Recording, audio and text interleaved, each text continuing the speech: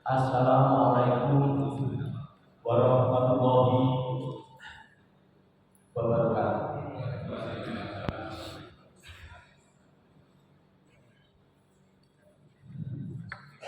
Innal hamdalillah wa syukurillah wa nikmatillah.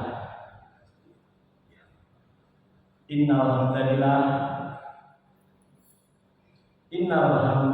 wa syukurillah wa ala alihi wa sahbihi wa mawala. La haula wa la quwwata illa billah. Amma ba'du. Yang pertama dan yang utama itu adalah syukur. Syukur kehadiran Allah Subhanahu wa taala yang telah, sedang dan masih akan terus memberikan rahmat, taufik dan hidayahnya untuk kita semua. Sholawat serta salam tiada henti, tidak putus-putusnya terucap teruntuk junjungan kita baginda Rasulullah SAW Muhammad Nabi akhir zaman, yang syafaatnya sangat kita harapkan nanti di hari kiamat.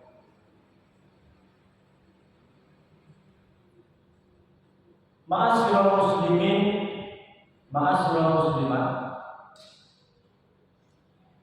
yang dirahmati, dimuliakan oleh Allah. Kemarin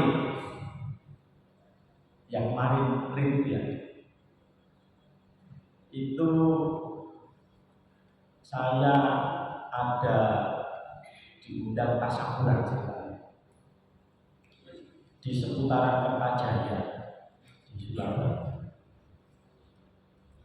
Karena namanya tasyakuran, akhirnya tentu saja ada satu dua kata-kata yang disampaikan. Dan kepada Sohibul Hajat saya bilang, sebenarnya tasyakuran ini cukup digelar dengan setelah berkumpul semua undangan, Bapak bisa langsung pimpin Ibu Bapak, mari kita mengadakan tangan, kita ucap Alhamdulillah Rabbil Alamin. Setelah itu Buya suruh pulang semua, tidak apa-apa. Nah, saya bilang itu. Tapi terus saya kita pikir-pikir, kalau dengan semua berarti tidak bikin tasyakuran dengan cara seperti itu. Undang Pongsa RT, terus kemudian atas satu prestasi misalnya diterima sekolah apa, Alhamdulillah Rabbil Alamin, terima kasih kehadirannya, bisa kembali ke rumah masing-masing dengan aman selamat tanpa masalah. Nah, berarti tidak tasyakuran model, tidak ada makanan, tidak ada minuman yang disajikan.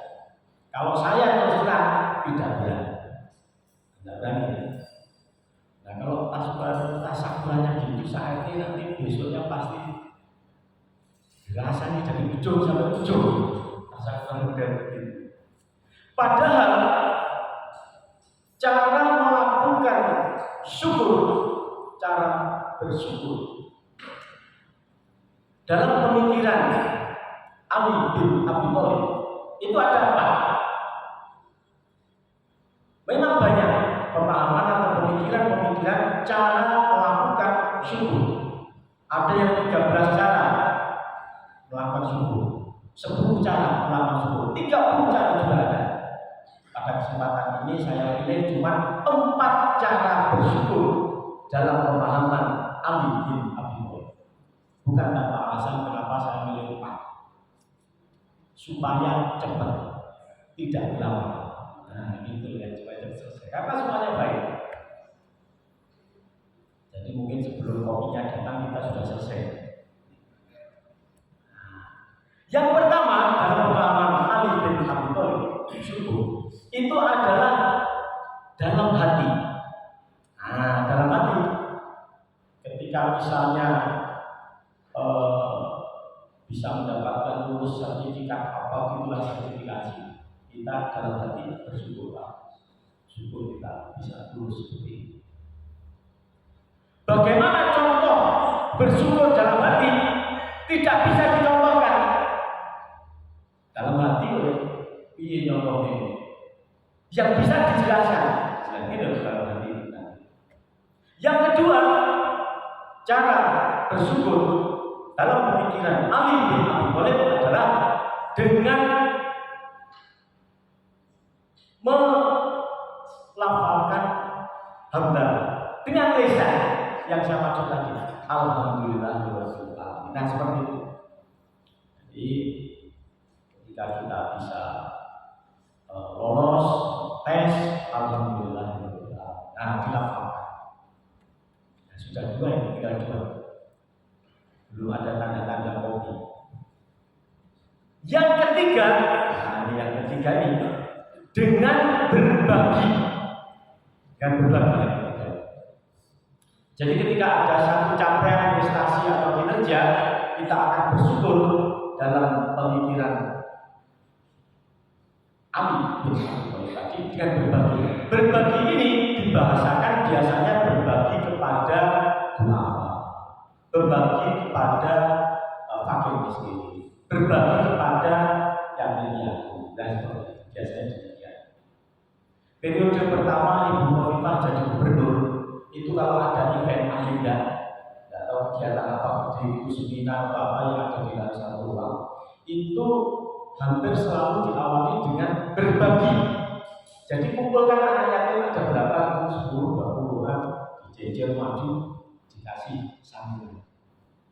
Jadi misalnya ada seperti ini akhir-akhir tahun ini, ada acara misalnya untuk ekonomi apa di mana ya, itu selalu biasanya. Meskipun ada beberapa pihak yang kurang sependapat dengan cara ini, ibu loh sedang susah, tidak punya orang ditampilkan di depan, ada juga pemikiran. Tapi ini malah itu Ali bin Abi Thalib sampaikan berbagi. Yang keempat, yang terakhir, sudah terakhir, tidak perlu berlama-lama. Risetnya Google itu dalam satu pertemuan ini maksimal 40 menit, karena selebihnya pasti berangkat dari mana-mana. Nah, yang terakhir, yang keempat itu adalah dengan merapat. Syukur merapat oleh Allah. Misal kita yang sebulan, alhamdulillah ini sudah di atas 50 semua ya. Nah, sudah menjadi akhir ini.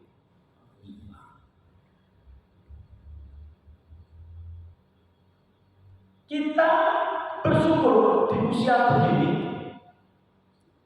tapi masih kuat, masih sehat. Nah, seperti itu bisa. Sehat semua. Dengan merawat syukurnya, gimana maksudnya merawat? Badan yang sehat itu makan yang baik-baik, makan yang bergizi. Nah seperti itu caranya bersyukur. Pangan sih dipangan, makanan sehat, makanan bergizi.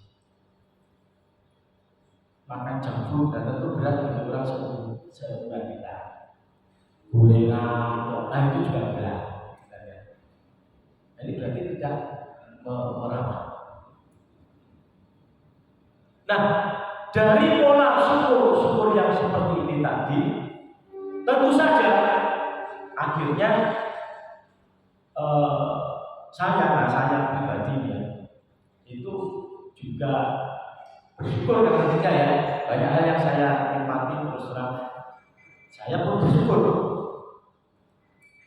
Yang utama biasanya kalau habis ada acara ini biasanya ada FGD, ada toko atau ada apalah itu ya. Biasanya kan disangoni, saya itu dikasih amplop. Pulang dari TPRI disangoni.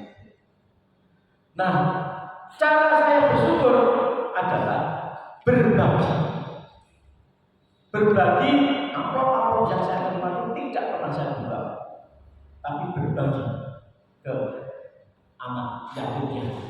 Mau kebanyakan lagi anaknya tidak saya buka. Lu ya, tiap hari seperti itu.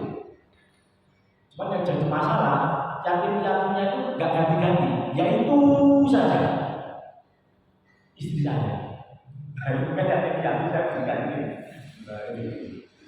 Kadang kasih tanya sama bunda. Nah, kalau transfer tidak, terima kasih. Kalau transfer tidak, nah itu. Kalau jadi saya yang ini, karena kebetulan ini kan sudah yatim piatu, jadi tidak sama saya berikan saya piatu.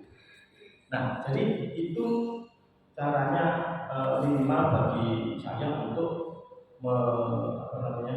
mensyukuri. Ini istilahnya itu kan jadi nakali.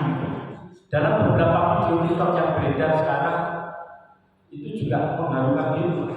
Ada seorang guru SD itu selama 20 tahun berkarir dia tidak pernah mengambil gajinya. Berapa tahun? Ngajar 20 tahun. Gajinya nggak pernah diambil, tidak pernah saya ambil. Dan terus bapak makan minum dari mana? Cukup buat dari istri saya.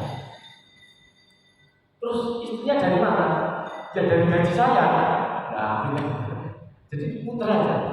Makanya kita kalau ada orang nakal-nakal itu harus hati-hati, harus kenal pelan-pelan. Kalau pada saat pilkada kan juga ada janji gitu kadang ya. Saya akan berikan atau tidak akan mengambil gaji saya. Ada kalimat tersebut tidak mengambil gaji saya. Kita kalau print slip gaji yang muncul misalnya gaji kan paling atas, biasanya kan kecil. Yang lainnya di bawahnya ada tunjangan, insentif, macam-macam. Nah, harus cek nanti kalau pas pilkada film dulu katanya gajinya memang tidak sambil ya sambil. Nah, di apa namanya diakali seperti itu. Makanya kalau nakal itu harus hati-hati, Bapak. Pernah ada cerita, namanya ada cerita sedikit. Seorang yang sehat, gagah, masih muda, ya. Itu satu saat didatangi oleh malaikat. Assalamualaikum warahmatullahi. Siapa saya? Sebagai malaikat. Oh, malaikat pembagi rezeki begitu. Aku malaikat pencabut nyawa. Malaikat pencabut nyawa ya. Nah, hati-hati. Punya malaikat pencabut nyawa. Laki-laki ini sebenarnya baik, kuat, muda, beriman. Jadi kalau disinetronkan itu, drakor itu mungkin ya, saya tidak tahu. Bintang yang terkini. Misalnya namanya misalnya kalau Korea itu apa ya namanya? Giyong itu aja Giyong. Nah, namanya Giyong. Di sini Golkar. Si Giyong ini didatangi oleh malaikat pencabut nyawa. Maksud kamu malaikat pencabut nyawa? Oh ya, saya malaikat pencabut nyawa. Hari ini, tanggal ini, kamu ada di urutan paling atas. Kamu kan Bapak Ibu yang mungkin sudah pernah saya sampaikan di sini ya.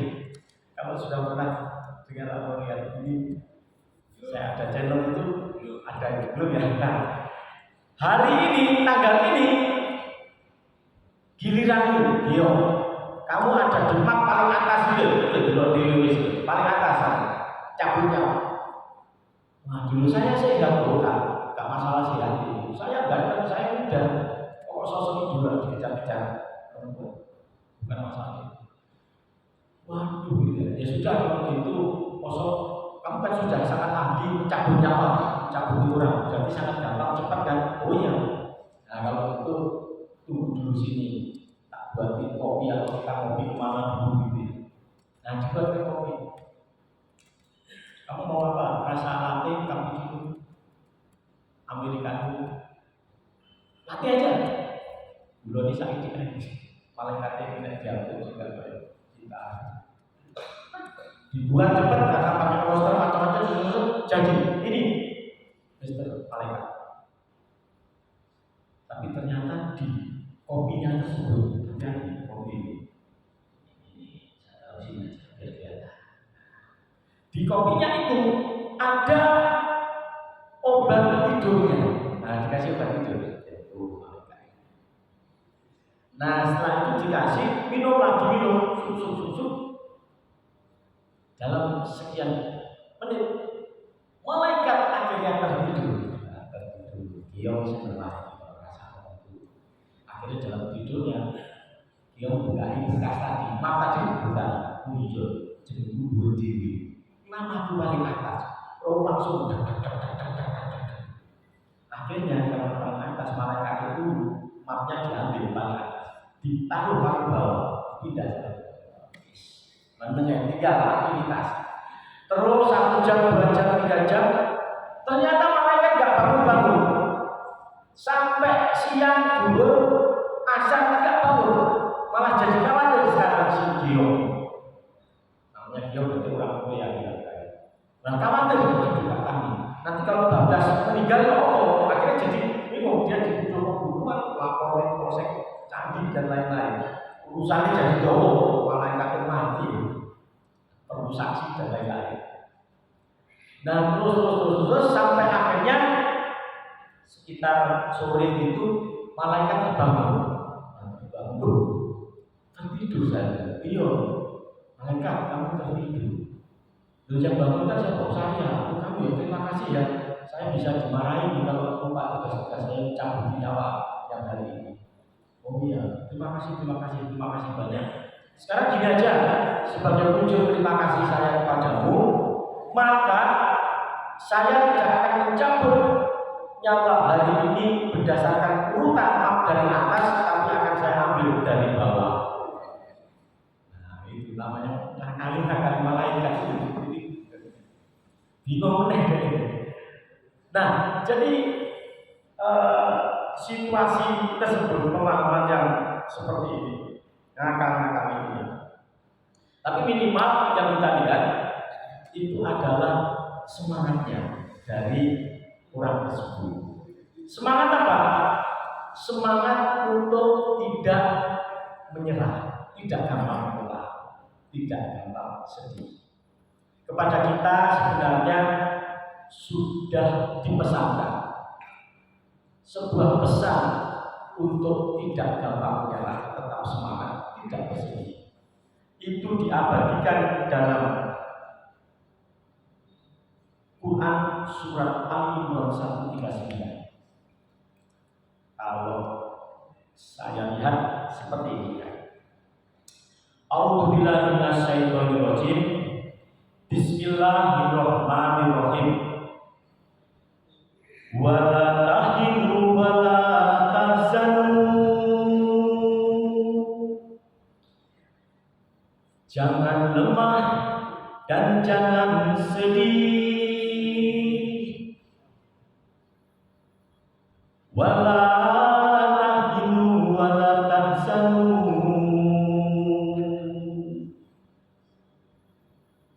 Wala tahinu wala tahzanu.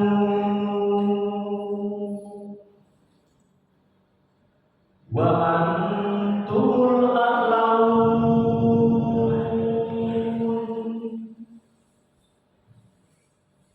Wa antumul a'laun in kuntum mu'minin.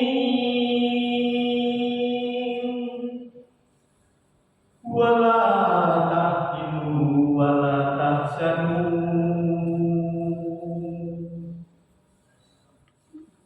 Wa antumul a'launa in kuntum mu'minin. Jangan lemah dan jangan bersedih. Kamu adalah orang-orang yang tertinggi. Kamu adalah orang-orang terpilih. Kamu adalah orang-orang hebat. Tapi ada catatannya di berikutnya. Jika kamu adalah orang-orang yang beriman.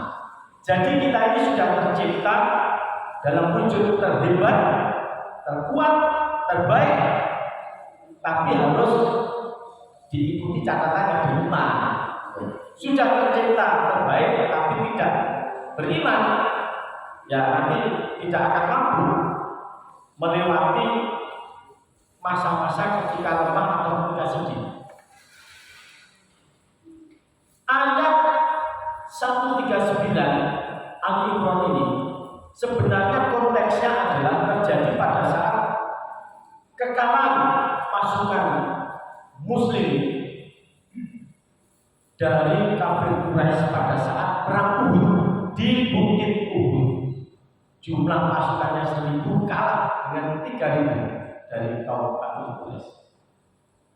Kekalahan yang pertama disebabkan oleh adanya pengkhianatan di pasukannya Baginda Rasulullah SAW.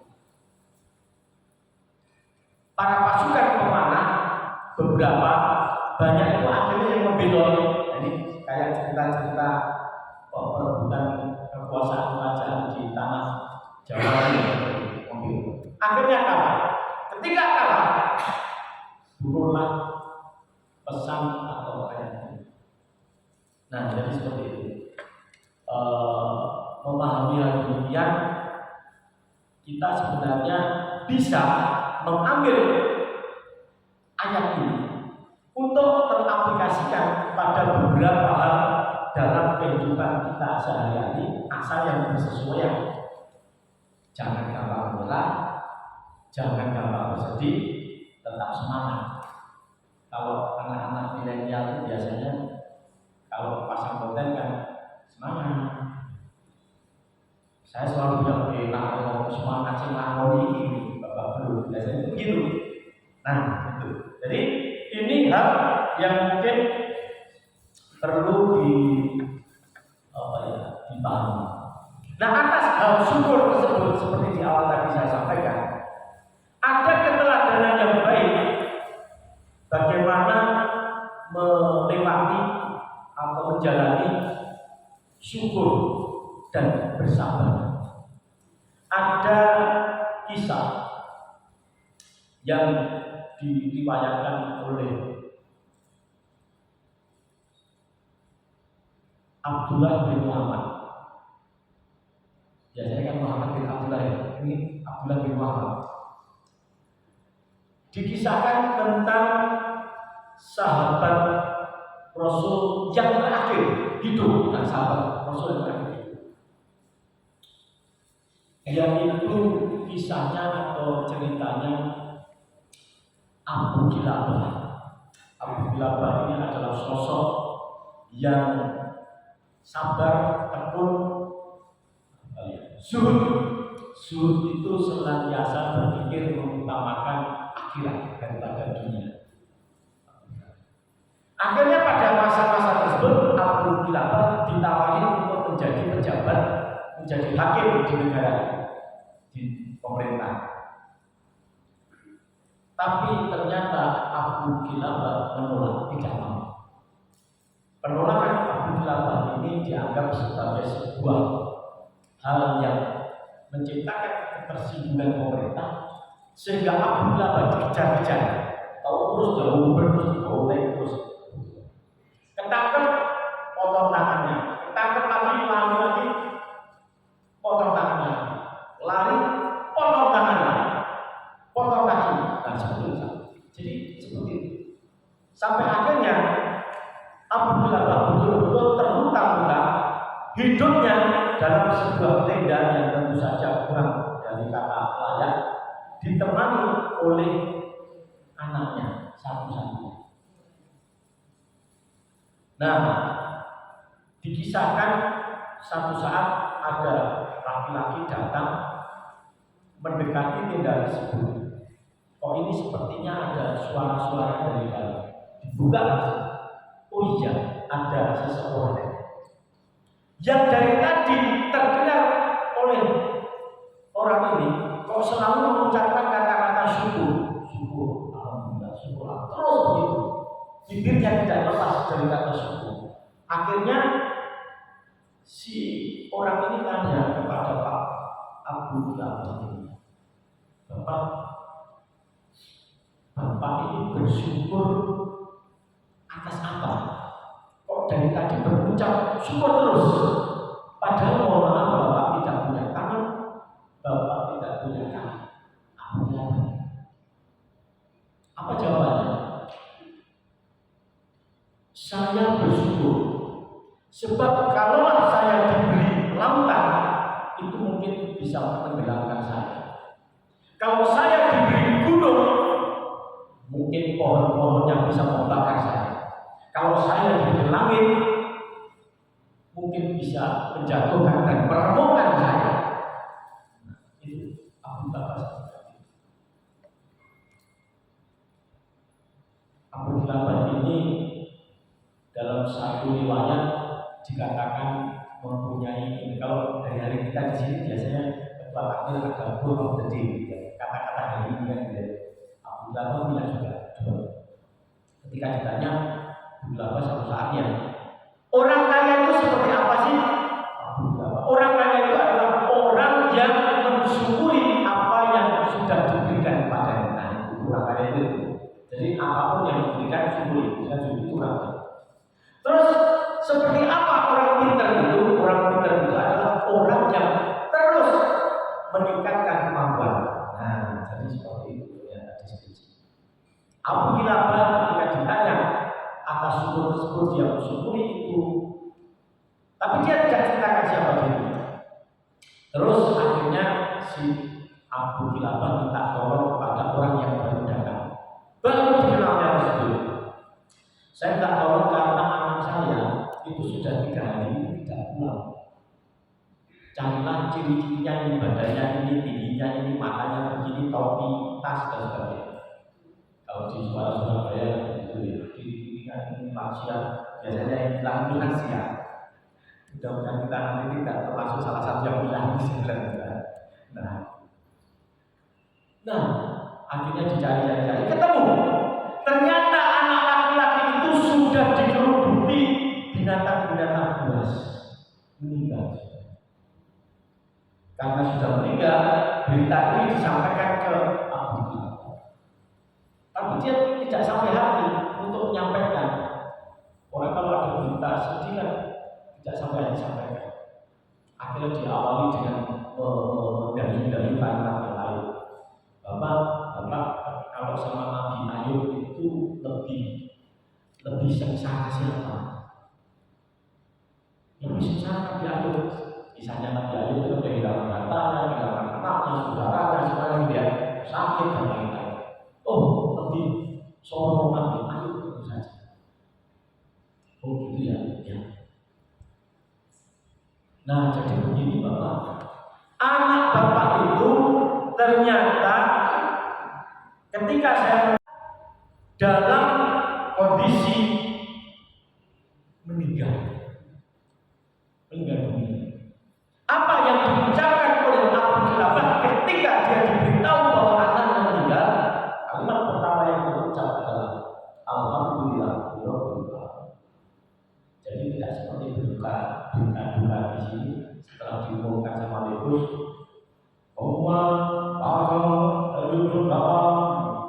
adanya kan gitu. Kita sambut innalillahi wa inna ilaihi raji'un. Nah ini alhamdulillah, orangnya yakin loh.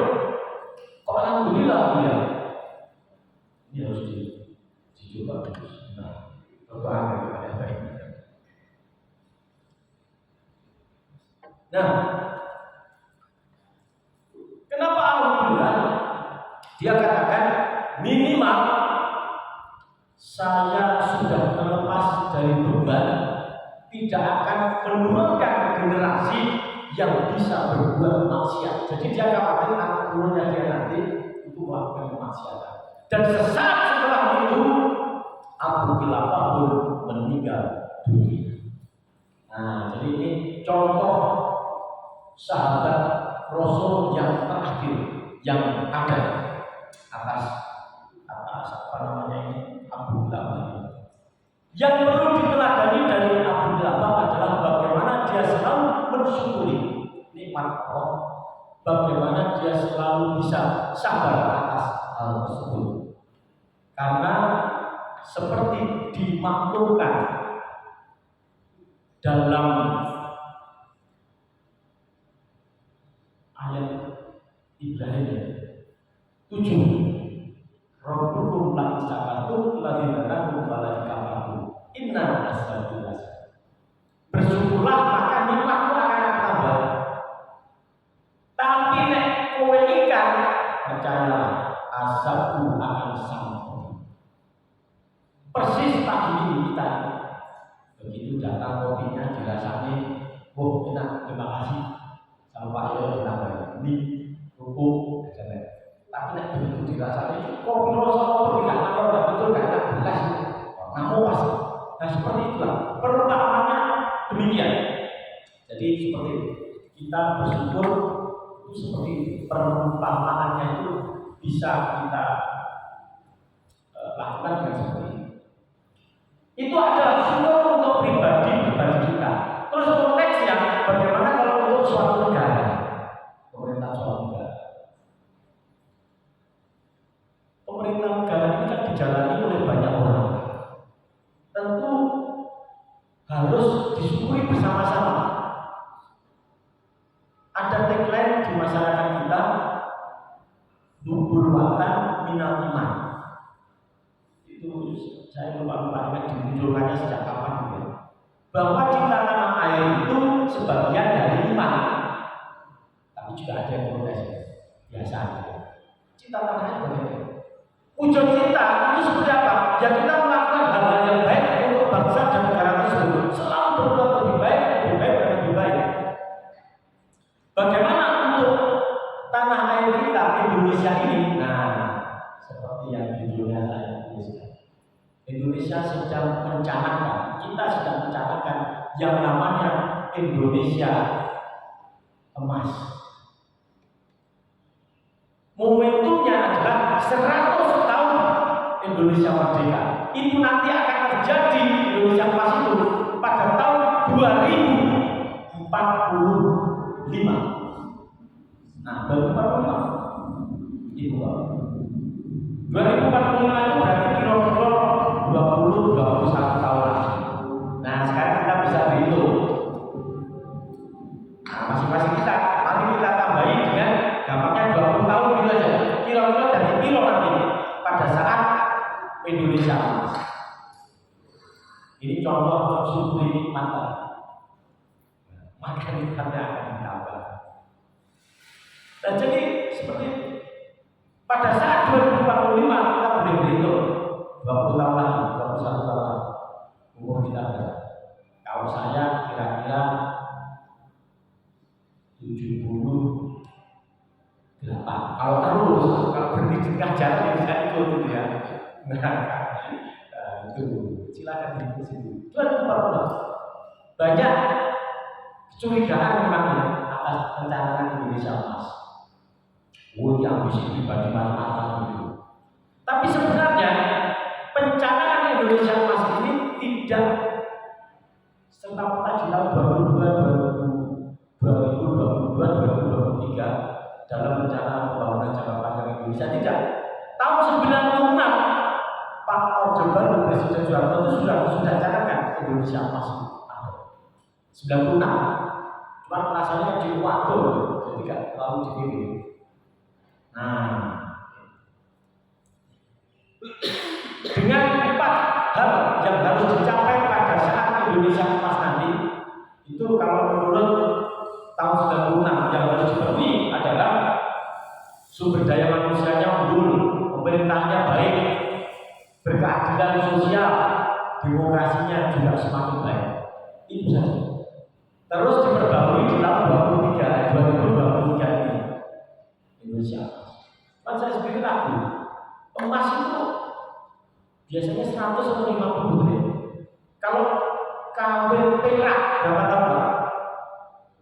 25. Kawin emas 50. Nah ini Indonesia emas sudah 100. Tapi nggak ngomong ya. Nah ini juga jadi. Apa sih sebenarnya yang bolak-balik diributkan orang, dikirakan ya Indonesia. Sebenarnya yang ingin dicapai di 2045 itu ada 5 hal. Nah ini yang tidak salah saya kutip. Apa yang pertama? Pendapatan nasionalnya itu setara negara maju. Terus kemudian kemiskinan 0. Ketimpangannya berkurang. Ketimpangan itu bisa ketimpangan antar orang, bisa ketimpangan wilayah. Dalam orang maju dibandingkan dalam negara. Yang ketiga adalah kepemimpinan di level internasional. Jadi sikap cara dipikir. Jadi Pak Presiden misalnya bisa menamai negara yang berkonflik, itu maksudnya ceritanya kira-kira begini. Terus apa lagi? Mampu bersaing. Mampu bersaing itu berarti sumber daya manusianya baik. Yang keempat adalah mulai berkurangnya atau nol atas emisi karbon. Cuman dari 5 itu yang sering diulang-ulang, yang sering diulang-ulang itu hanya yang pertama biasanya pendapatan nasional. Indonesia Mas ya, hati-hati. Sebenarnya yang tertulis berapa sih yang dicanangkan Indonesia Mas oleh pemerintah bahwa setara negara maju Indonesia berani tulis tahun 2045 pendapatannya itu 30.300 US dollar. Itu yang itu kalau dirupiahkan gampangnya hitungnya 15.000 gitu ya. Terus kemudian dibagi 12 per kapitanya, wow, itu sekitar 37 juta. Jadi 2045 itu orang-orang Indonesia harapannya itu pendapatannya wis 37 juta. Nah itu, lu kan terlalu tinggi, yo. Tapi tenang, itu cita-citanya Indonesia masuk urutan nomor 5, berubah nomor 5. Terus dari targetnya nomor 5, tidak yang target nomor 1 seperti PSSI, target juara, tidak, nomor 5 aja. Terus sebenarnya kalau targetnya nomor 5 untuk bisa dikatakan masuk negara maju itu saja tidak terlalu tinggi seperti itu. Cukup 18.000 US dollar. Itu kalau dirupiahkan terbagi per kapita hasilnya kira-kira 22 juta. Jadi nanti di 2045 harapannya pendapatannya itu kira-kira ya ini naik dulu yang nggak usah dipotong. Wah, 22 juta pendapatannya berapa? Jadi kalau sekarang ada sejawat kita, teman-teman kita pendapatannya wis 22 juta, boleh kita sebut dia itu gaya nemo negara maju ya. Loh, 23 juta orang mau negara maju, ojo kumpul bareng ini. Nah, seperti cuma masalahnya belum berhenti sampai di situ, Pak. Di kita ini kan sangat banyak orang-orang yang pendapatannya di atas 20 juta atau 22, 25 banyak. Cuma masalahnya mereka biasanya harus menggendong yang di rumah. Bojone siji, anaknya telu. Nah, jadi 22 juta dibagi 5. Nah, seperti itu, hitungannya jadinya begitu. Akhirnya jatuhnya berapa? Kembali sekitar 4 juta kilo. Cek waduh, akhirnya begitu. Jadi yang dihitung per kapitanya. Gitu. Apalagi kalau ada bapak-bapak menikahi pembantu. Menikahi pembantu itu menurunkan pendapatan nasional kata itu. Jadi kalau menikah jangan menikahi pembantu. Nah, gitu. Kenapa? Karena setelah dinikah tidak ada pendapatannya gitu. Nah itu, gampangnya itu kok demikian. Nah, atas hal tersebut coba kita lihat. Biasanya yang selalu ditanyakan di luar itu ya ini Indonesia. Kok pendapatannya kira-kira sekitar itu. Tapi ya mudah-mudahan tercapai 2045. Cuma umur kita nanti, saya ketemu Pak Ali nanti sekarang lansia di sini 2045. Ya Allah, jadi pikir buyut merasa tidak punya. Nah gitu. Terus yang kedua tadi saya sampaikan yang kedua adalah kemiskinannya nol, ketimpangannya berkurang. Jangan sampai kemiskinannya nol, tapi yang muncul adalah istilah baru. Kemiskinannya hilang, tapi yang muncul adalah keluarga sejahtera, keluarga harapan. Nah, ganti istilah namanya ya, tidak seperti itu. Pokoknya tidak ada orang Islam. Cuma sebenarnya dia sulit Pak kalau tidak ada adanya orang kaya, karena ada yang miskin. Ada yang miskin karena ada yang kaya, ada garis kalau miskin, kaya semua harus biaya. Malaikat juga lupa kalau semua doanya orang itu dikabulkan. Oh, apa yang mau beli mobil saksi doa coba. Pengen doanya kan terkabul, dikabulkan deh. Malah kayaknya sepakai mau jalanan mana ini macet terus. Tidak hanya disebabkan macetnya oleh King Raja benang raja itu, gitu. Nah itu, tapi sekarang sudah berbeda. Nah, jadi itulah tarik ulur di situ. Akhirnya kita pahami kenapa sih orang itu doanya tidak serta-merta diiakan saat itu. Jadi ini salah satu indikator juga bahwa kemiskinan nol. Yang berikutnya adalah mampu bersaing. Mampu bersaing itu berarti kemampuan sumber daya. Kemampuan sumber daya itu artinya ya kemampuan sumber daya manusia. Sumber daya manusianya. Seperti apa kemampuan sumber daya? Saat sekarang di kita ini ada yang namanya yang seluruh bagi anak-anak yang sedang bertumbuh itu kompetensi. Jadi kepada semuanya masing-masing itu harus punya sertifikat kompetensi. Kalau lulus SMK bagian kelas, bisa kelas, tidak cukup, harus punya sertifikat kompetensi bahwa dia bisa kelas dengan baik. Punya SIM A, C tidak cukup. SIM A, C tidak cukup. Nyopir harus punya sertifikat kompetensi nyetir dan seperti itu. Supaya apa? Supaya bisa bersaing. Jadi agar keberadaannya itu diakui. Dan seperti itu. Nah terus memahami atas hal tersebut karena yang dulu belum itu ada pendapatan tadi, fokus saja di pendapatan. Seperti apa sih pendapatan itu? Nah sekarang kita itu ada di mana? Kalau dibagi-bagi itu berat sebenarnya. Ada namanya negara paling bawah itu tentu saja kan low gitu ya. Terus yang middle ini middle gitu ya. Terus ada yang high, jadi ada high, middle, low.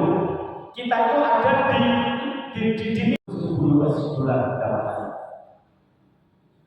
Middle itu ada dua, upper sama lower middle income.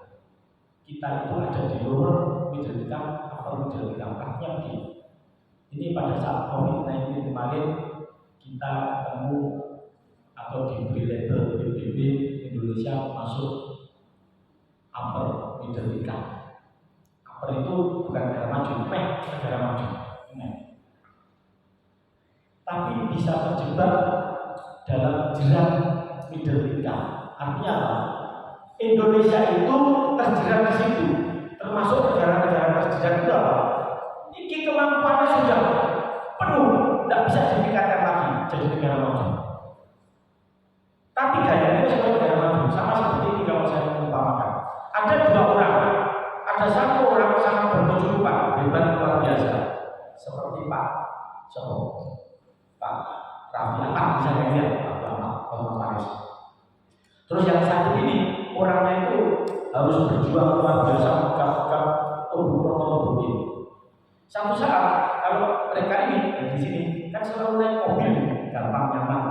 Jadi kadang perjalanan sudah motor aja sudah gitu. Tapi pada akhirnya dia sudah berjuang bisa beli mobil karena sudah bisa mobil. Dalam satu event agenda bisa parkir sebelah sama ini sudah kan bisa parkir. Kegiatannya sama, bodoh-bodoh rumah mobil. Tapi kondisinya beda. Negara maju ya ini. Kita yang ini. Ini namanya terjerat. Ditingkatkan lagi seperti ini sudah tidak bisa, tapi jatuhnya gampang. Jatuhnya sangat gampang. Jadi ini sudah berjuang sangat keras. Sangat sedikit dia jatuh. Di sekolah ini ada namanya sadikir. Sadikir itu apa ya? Sakit sedikit miskin. Jadi kondisi pas-pasan begitu lorong pasti miskin. Dibayari obat, dibayari dokter, bayar itu macam-macam. Itu sadikir. Nah, jadi atas hal tersebut mengelola pemerintah itu tantangannya juga banyak. Pada saat pemerintah baginda Rasulullah SAW itu juga pernah ada wabah penyakit. Jangan dipikir tidak ada. Kita ketemu COVID-19. Baginda Rasul itu ketemu yang namanya wabah namanya tahun. Nah, wabah tahun. Terima kasih. Tahun. Penyakit gak enak-enak di blok ya. Menular. Penanganannya ternyata kalau kita lihat sama. Harus tetap isolasi. Karantina ada sejenisnya ya. Tidak boleh bepergian. Terus kemudian tidak beraktivitas. Sarannya pun sama. Kalau ada wabah di situ, jangan kamu datangi. Tapi kalau wabahmu ada di tempatmu, kamu jangan pergi. Tetap di situ, pertemuan di situ. Dan itu yang dilakukan saat itu. Nah, jadi ternyata wabah itu ada. Banjir juga pernah terjadi. Banjir itu tidak hanya masalah sekarang di DKI saja tidak. Banjir juga ada pada masa pemerintahan Rasulullah SAW. Nah, terus atas hal tersebut, maka untuk bisa mencapai Indonesia emas ini, biasanya kan pada kita selalu di-drill strateginya begini, begitu. Dalam setiap event, ada satu kata yang dilupakan pada setiap momen event tersebut. Apa? Iman. Nah, itu tidak dilibatkan iman. Coba beberapa kali itu di seminar atau apa, tidak ada kata-kata iman yang terlibat di dalam pencanangan Indonesia emas. Padahal iman ini kan sederhana, tidak usah kita diskusikan lebih lah. Iman itu diyakini dalam hati, diucapkan dengan lisan, dilakukan dalam amal perbuatan. Kita biasanya berhasil melakukan dua hal yang pertama. Yakini dalam hati bahwa perlu duit untuk membangun ini, yakini dalam hati. Diucapkan dengan lisan, saudara, kita akan membangun jembatan, kita akan bangun gedung. Nah, dilakukan dengan amal perbuatan, dilakukan dikerjakan. Tapi ketika dikerjakan ini biasanya beliau godaan. Oh, ini sampai. Nah, di sini mulai terjadi melesetnya itu. Itu yang tidak pernah kita jumpai, atau minimal saya belum pernah menjumpai dalam setiap momentum ada penyanangan Indonesia emas di simbol-simbol hal tersebut. Padahal ini menjadi fondasi yang sangat penting, tidak bisa kita tinggalkan. Cukup dengan yakini dalam hati, ucapan dengan lisan, lakukan dengan amal perbuatan, amal ma'ruf nahi munkar. Selesai. Kira-kira seperti itu yang bisa saya sampaikan kepada Ibu Bapak.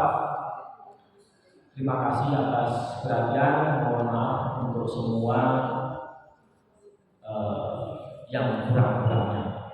Jadi mengikuti risetnya Google tadi, kalau lebih dari 40 menit nanti biasanya terbuang ya. Kira-kira seperti itu.